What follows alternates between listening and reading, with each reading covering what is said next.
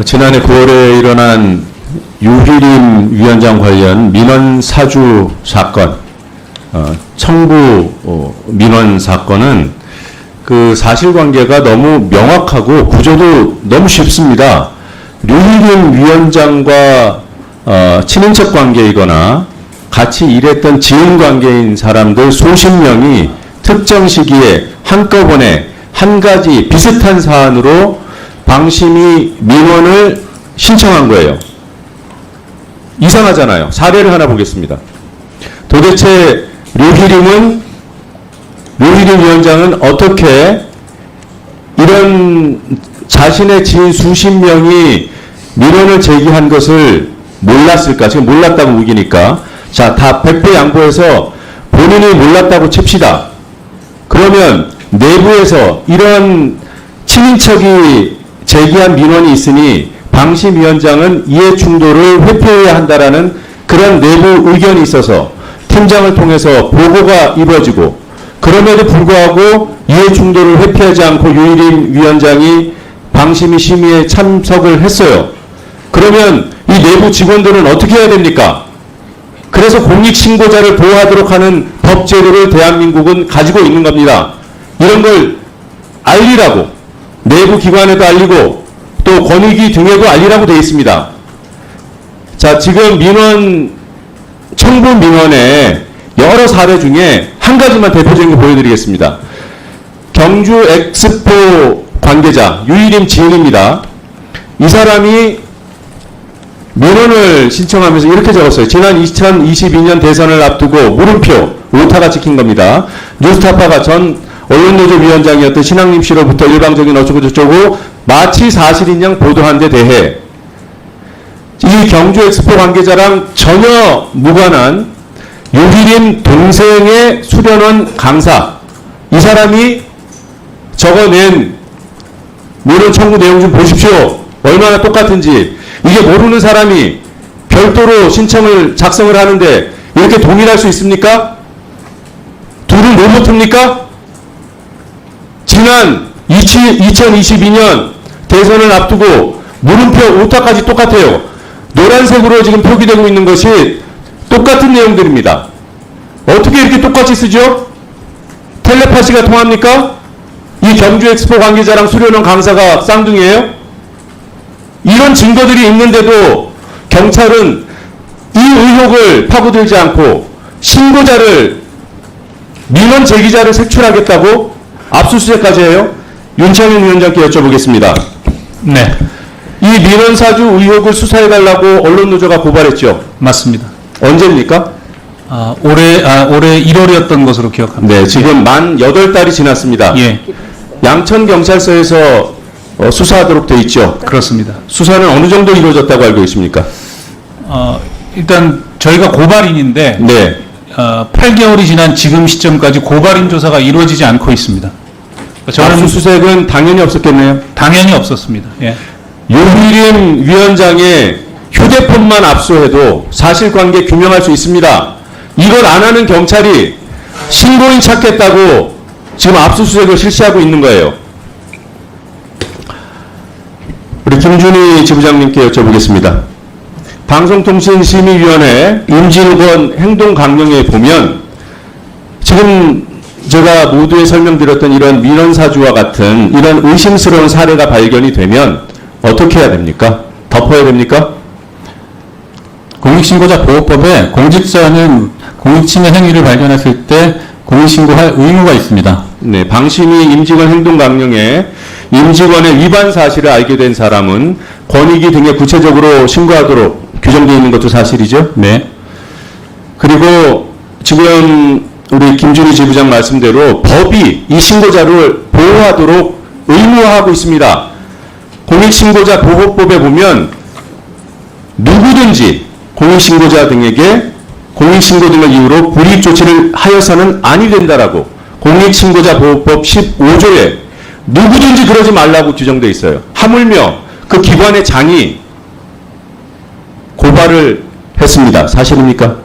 네. 네, 유희림 위원장이 방심위의 이름으로 이 신고자 색출해달라고 고발을 했어요. 맞죠? 네, 맞습니다. 이렇게 어떻게 보면 뭐 백보 양보해서 두 가지 사건이 지금 수사기관에 접수되어 있는 겁니다. 민원 사주의 의혹을 밝혀라.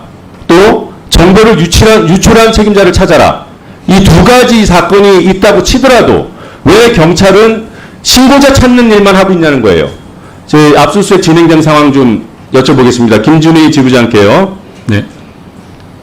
9월 10일에 압수수색이 있었던 것으로 보도가 됐습니다. 네. 그 상황을 알고 계십니까?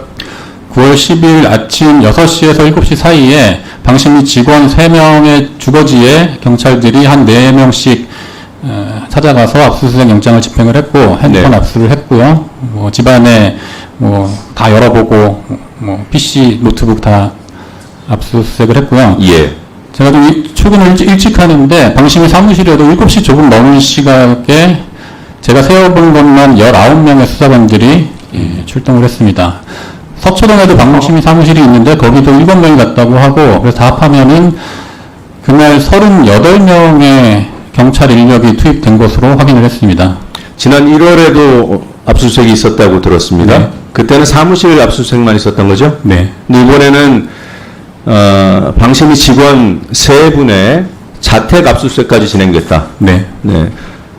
그러면 뭐 방심위 목동 사무실 그리고 서초동 그리고 방심위 직원 3분의 자택 그럼 총 5곳에 대해서 동시다발적으로 압수수색이 이루어졌어요?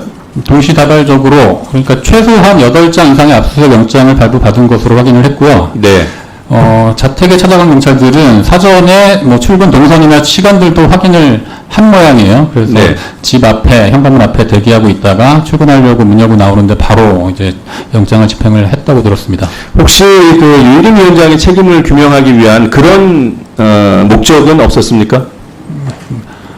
오로지 공익제보자 색출이 목적이라고 생각합니다. 영장 보셨나요? 봤습니다. 거기에 그 개인정보보호법 위반 혐의만 적시되어 있던가요? 네, 그렇습니다. 네, 알겠습니다. 지금 이런 누가 봐도 불공정한 수사, 공익신고자를 때려잡겠다고 이 경찰이 그냥 노골적으로 이렇게 움직이고 있는데 저는 심각하게 의심하는 부분이 또 하나가 있습니다. 이게 이제 권력 차원에서 뭔가가 작동해서 움직이고 있을 것이라는 그런 의심과 함께 유일임 위원장이 고발한 사건이기 때문에 유일임 위원장이 가지고 있는 검경 인맥을 통해서 뭔가 힘이 작동되고 있는 것은 아닌가 이런 의심도 하게 됩니다. PPT 보시겠습니다. 아시는 대로 유일임 위원장은 지금 이 정권하에서 막강한 위세를 휘날리고 있는 법조 언론인 클럽 회장을 지낸 사람이에요. 그 유일임 위원장이 YTN의 고위 간부로 있던 시절에 형사사건 한 가지에 연루가 됩니다. 조금 전에 보신 이 화면은 그 사건이 공판이 진행 중인 그 시기에 2011년입니다. 그때 고가의 공연 티켓을 검찰총장, 당시 검찰총장 등 검찰 고위 관계자들에게 로비를 합니다. 티켓 로비라고 명명돼서 보도됐던 내용입니다. 지금 보고 계신 이 사진이 김준규 검찰총장님께 이렇게 쓴 그대로입니다. 받는 사람을 김준규 검찰총장 등등 그 당시에 현직 검찰 고위 간부들이에요. 누가 보냈습니까? 유희림 씨가 보냈습니다. 유희림 배상이라고 적혀 있습니다. 그 옆에 있는 편지글 보이시죠? 이건 편지 내용은 아닙니다. 이 전달자에게 잘 좀 부탁해 라고 적었습니다. 유희림 씨 친필입니다. 그리고 그 밑에 적혀 있는 정보를 주목해 봐 주십시오. PPT 넘겨주세요. 유희림 실장 관련 노정면 명예훼손 사건 2심 사건 번호 담당 검사 공판일까지 적어서 검찰총장 등에게 티켓 로비를 했던 사람입니다. 물불 안 가리는 사람입니다. 그래서 지금 진행되고 있는 서울경찰청의 수사가 어떤 힘이 작동돼서 이루어지고 있는 것인지 심각히 우려되고 의심스럽습니다. 그래서 반드시 국회 차원의 청문회가 열려서 경찰 관계자들도 모두 증인으로 채택해야 된다고 생각합니다. 이상입니다. 네, 수고하셨습니다. 저희가 지금 회의 자료에 없는 안건을 처리하고자 하는데 그 전에 한 가지 다 같이 확인하겠습니다. 그 기획조정실장 나와 계신가요? 네. 마이크 받으셨어요? 네, 받았습니다. 예. 저희가 증인의 범위를 마지막으로 확정하는 과정에서 오늘 왜 하필이면 4명만 나오셨어요? 왜 기획조정실장, 방송심의국장, 권익보호국장, 정책연구센터장 4명만 나오신 이유가 있습니까? 다른 분들은 아니 마이크 대고 말씀하세요.